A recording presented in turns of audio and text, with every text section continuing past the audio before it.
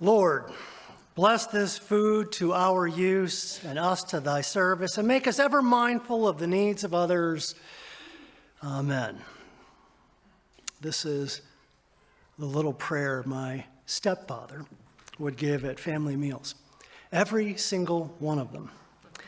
As far as I can tell, the family was just fine with this assignment. Saying grace was Papa David's job. And for the record, he didn't seem to mind. On the occasions that my brother-in-law would make it to the family gatherings, the honor of giving this pre-meal pep talk fell to him. Prayer was his job too, because he's an Episcopal priest. Given that I am not, nor have I ever been an Episcopal priest, I am very much okay with this ongoing division of labor. But as prayers go, this is a good one. Tidy, brief, to the point. And given how much I love the food at the big family gatherings, blessing the bacchanalia that's about to come feels only right and proper. Even consecrating it and us to the service for good, for God, for the joys of the life to come, that's fine, I guess. It's certainly good Christian stuff, so amen and pass the gravy. I'll confess, I don't really say grace before meals. Maybe that's because I was raised a UU. Or at some point I developed a general allergy to prayer. That's a different sermon. But for whatever reason, saying grace has just never really been part of my spiritual practices. I just don't think about it, except at Thanksgiving. Thanksgiving shared with family seems to call for this special sauce, especially Thanksgiving with families that are, and let's be generous, a little challenging. And that's why I'm thinking about that word, grace. Today, I want to explore that word, not as doctrine, but as practice. Not as something given to us, but as something we learn to give away. Grace, from the Latin, gratia, which we tend to translate as thanks or gratitude. Gratia. But as some of you know, the New Testament was not written in Latin. Instead, it was written in Greek. The biblical Greek word that inspired that selection of the Latin word was charis, which does mean thanks and gratitude, yes. But it also means kindness, favor, and gift. Charis comes from the verb chario, which means to rejoice. And this is where we get the words charity and Eucharist. To play my word game just a bit more, you might know that agape is an odd Greek word for love. And if you do know that, you probably also know that in the New Testament, this word references something a bit different from the love of a parent for a child, and different also from the bond between lovers. Today, scholars say that agape is an ideal, something that orients us up and out, a transcendent love. Given how annoying people can be, agape is also clearly an aspirational love. But it is the love that good Christians were supposed to have for their neighbors. It's a love modeled after the love that God has for his creation. And thank you for coming to Catechism. Now, here's the fun bit. Our ancestors may have intended a bit more than that when they used this word agape. As you may know, languages drift. Scholars now say that agape, as it was originally used, was not passive, not merely something said, it was something done. For Christians, love was to be a practice. Love as a certain kind of activity. Therefore, these scholars say the most appropriate modern translation of agape is not love, but something closer to charity. Right. Love is charity. Charity, chario, is gratitude, gratia. Love, then, is the practice of gratitude. Love is grace. Grace is love, practiced and made real. I want to say that this linguistic journey is exactly the kind of thing that Thanksgiving invites. From gratitude as a feeling to gratitude as a way of living, loving, and moving through the world. Not long ago, in a receiving line after a church service, a very serious Boy Scout had a question. He was probably 13 years old. His shoulders were square. His back was very straight. And I was pretty sure that the intent look on his face meant that I was in trouble. But his question, much to my surprise, was about grace. How I would say it. And why. And what advice I, as a minister, could give him if he wanted to say it.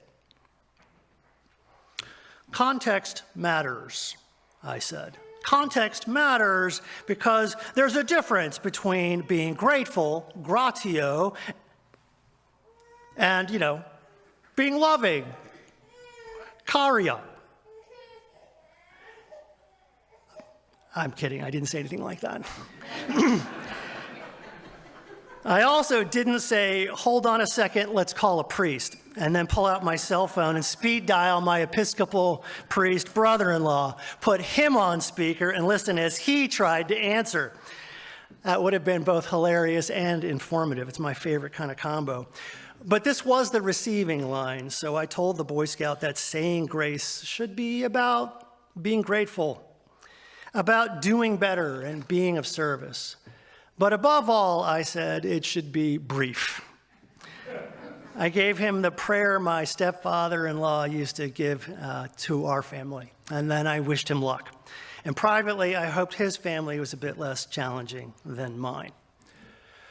Later, I realized I had my own question. Saying grace is one thing, but how do we practice grace? Especially this week, when so many of our families are divided and the Thanksgiving table itself can feel a bit like a battlefield. Maybe you've had holiday dinners with deliberately annoying family members. Anyone? Is it just me? All right. With family members where saying grace would have been the perfect time to slip in comments about how TikTok conspiracies should really be taken seriously. Dinners where you would have prayed for funny jokes instead of racist ones from family members you really want to keep loving and admiring. Dinners where you would have prayed for a bit more football and a bit less propaganda. Dinners with a bit more grace and a bit less everything else. Family dinners have always been challenging. But can you imagine spending 2,000 years arguing about this word, grace? Welcome to Christian history. Since the time of Jesus, Christians have been arguing about grace, who deserves it, how it works, whether human beings can earn it, choose it, or give it. Grace has been tied to salvation, debated in arguments about free will, and mediated through ritual and sacrament designed to carry this special gift of divine favor into our all too human lives. Happily, in both Unitarian and Universalist traditions, our ancestors took a very different turn. They rejected original sin and affirmed inherent worth. They rejected predestination and affirmed human agency. They rejected the idea that grace is limited to the few and delivered only through proper ritual. Instead, our ancestors proclaimed that life itself is a sacrament, a gift that calls us to gratitude, compassion, and justice. And that sacrament is one we UUs continue to celebrate. Now, some UUs choose more, maybe even lift up something like a Eucharist, even if it is a little different from what you might find in the average Catholic chapel. UU churches across the country celebrate some kind of communion, but instead of bread and wine, we're far more likely to share flowers or water or even fire. But if you were a serious young Boy Scout, I'd probably tell you that the Eucharist, a word that means quite literally thanksgiving or gratitude, is something we UUs do not reserve only for Sunday morning. I might even say that your grateful responses, your loving actions, your joyous engagement with each other is exactly and precisely where and how you give thanks and show gratitude for the gift that is your one wild, precious life. I might say the highest gift we've been given is a gift from creation, the gift of creation, the gift that in all the vastness of creation, creation needed us, needed you to be complete. You are needed. You are loved. You are gifted with love. You are the gift of love. Love, through grace, defines you, shapes you, and flows through you. But if I said all that, I would want you to remember that you are not a vessel. You're a conduit. Love God, love your neighbor. Grace flows through you, from the highest to you, from you to everyone else. You are filled. Your cup runneth over. Every day, thanksgiving. Because if life is the sacrament, then gratitude is your Eucharist. Every act of kindness is your liturgy. Every gesture of love and welcome and service, that is your communion. And every choice to love in the face of division, of hate, of fear, that is grace come alive. My friends, grace is the humility to listen, even when you are certain you are right. Grace is the courage to stay kind when the easier thing is to be clever. Grace is the strength to stop defending your goodness long enough to see where you have caused pain. Grace is the moment you lay down the need to win and pick up the work of being whole. Grace is the wisdom to know that truth has more than one voice. Grace is the hard daily labor of turning love into repair. Grace is you when you forgive what could stay broken. Grace is you when you return to the table, still tender and still trying.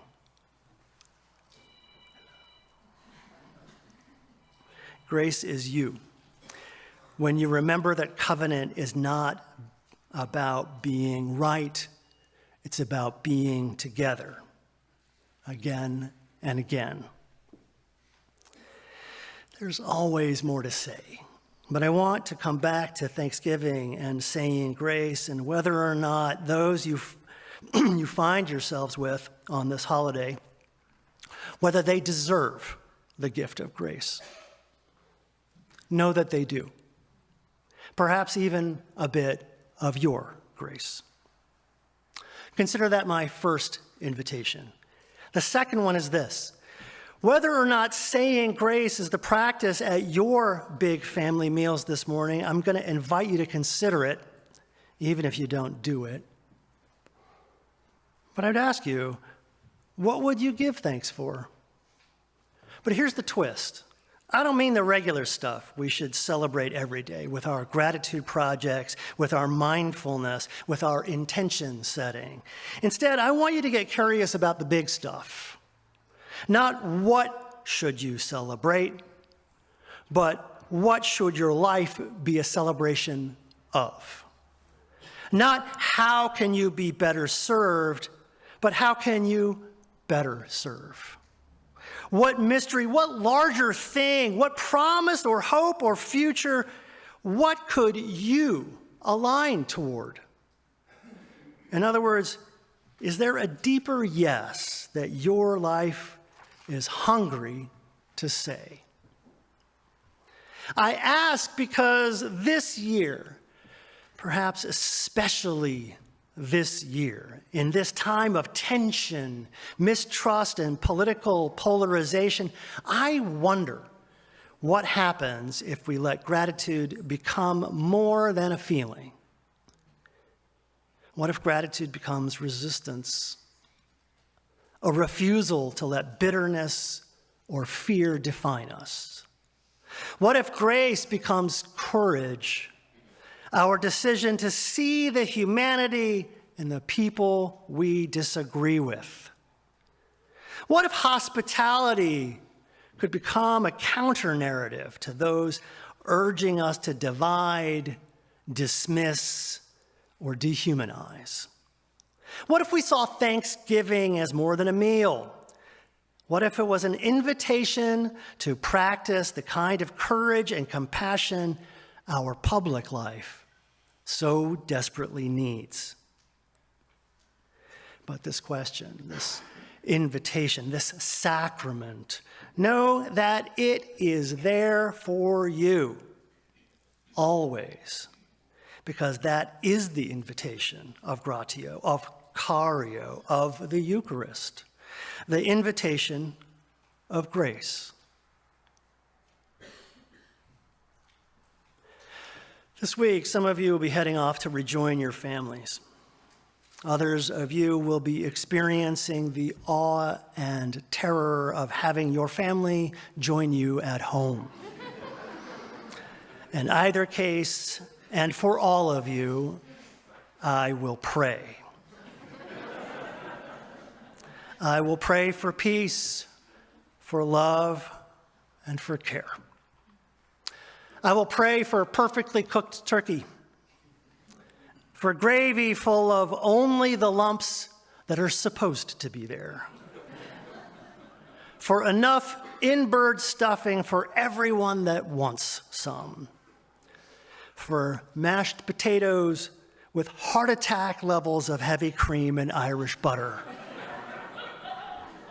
for cranberry sauces, those that are fresh and those that still carry the natural imprint of the can it came in. For a green bean casserole cheerfully forgotten at someone else's home. For laughter. For whatever football team you're rooting for.